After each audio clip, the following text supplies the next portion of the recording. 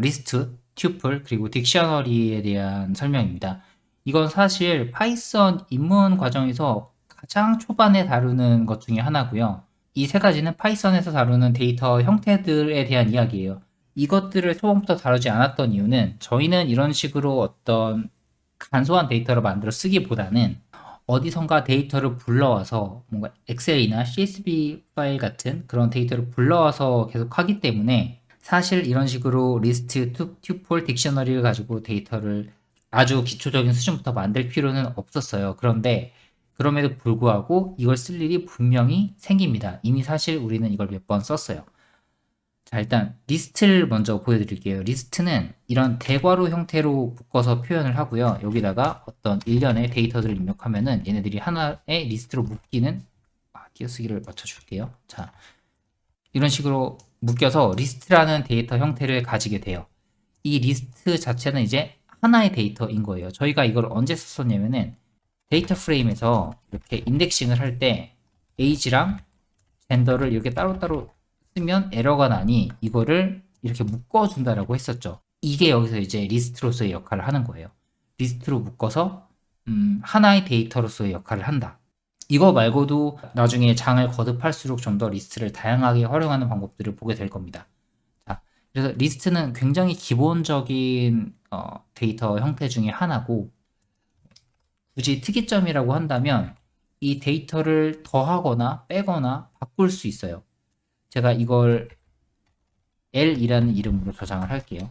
L이라는 이름은 이제 0, 1, 2, 3, 4라는 리스트가 저장이 되었는데 리스트도 우리가 판다스에서 했던 것처럼 인덱싱이 되는데 얘네는 일단 뭐 열과 행이 없이 한 줄짜리잖아요. 그래서 자릿수만 지정해 주시면 돼요. 이렇게 대괄호를 쳐주시고 0번째, 첫 번째, 두 번째, 세 번째, 네 번째 이렇게 되는데 여기다 3을 쓰면 이 숫자가 나오게 되죠. 이거를 제가 만약에 여기다가 100으로 업데이트를 해준다라고 하면 다시 L을 호출했을 때 0, 1, 2, 104가 돼요. 즉 리스트의 첫 번째 특징은 여기 안에 있는 값을 바꾸거나 더하거나 지울 수 있다는 거예요.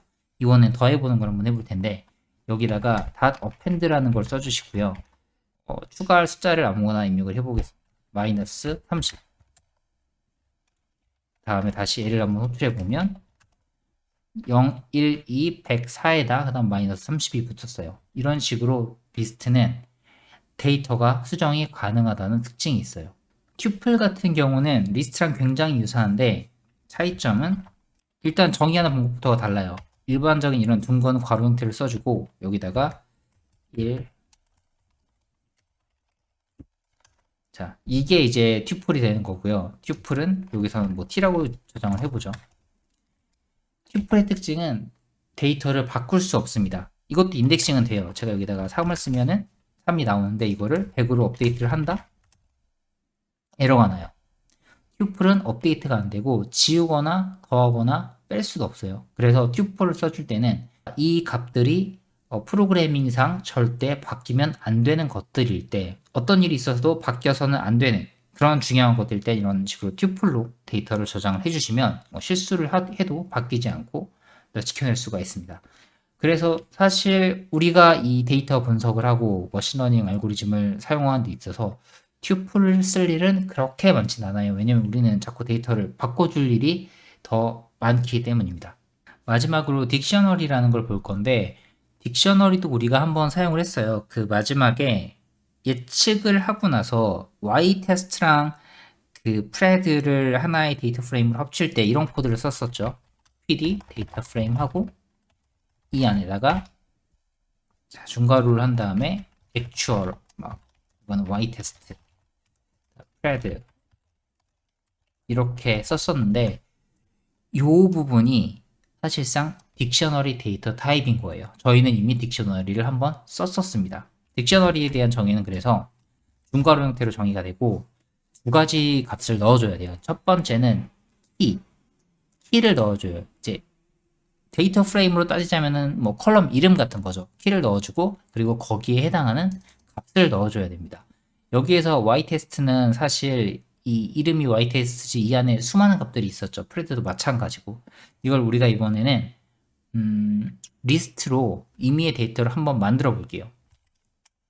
여기다가 컬럼 A라고 쓰고요. 컬럼 A라는 키 안에, 이름 안에 리스트 형태로 홀수를 써보죠. 13579. 그럼 여기 컬럼 A가 아니라 여기다가 오드를 쓰겠습니다. 다음 키 이름은 1번을 쓰고 여기에는 짝수인 2, 4, 6, 8, 10을 써볼게요. 실행을 하면 그냥 이렇게 나올 거고요. 이런 걸 봤을 때 읽을 줄 알아야 돼요. 이거는 키값이고 여기는 그 키에 해당하는 밸류들이구나. 이걸 알아야 되고 이걸 조금 더 보기 편한 형태로 바꾸고 싶으시다면 우리가 했던 것처럼 이렇게 PD 데이터 프레임을 써가지고 묶어주시면 이게 데이터 프레임으로 변경이 돼요. 반대로 우리가 이러한 데이터 프레임을 가지고 있는 걸 toDict이라는 이름으로 보내보면 딕셔너리 형태로 바뀌어요. 이게 근데 진짜 너무 길어가지고 스크롤이 끝도 없이 나오네요. 자, 여기다 헤드를 붙여가지고 5줄만 바꿔볼게요. 헤드에다가 toDict을 해서 바꿔보면 이런 식으로 데이터 프레임과 딕셔너리가 편하게 왔다 갔다 할 수 있다는 거. 그리고 우리는 이 데이터 프레임을 정의하기 위해서 이 딕셔너리를 또 활용할 수 있다는 거. 이런 것들을 이해하고 넘어가시면 아까 썼던 이 코드가 좀 더 이해가 쉽게 되실 거고 필요하실 때 얼마든지 원하는 형태로 이런 데이터 프레임을 만드실 수 있습니다.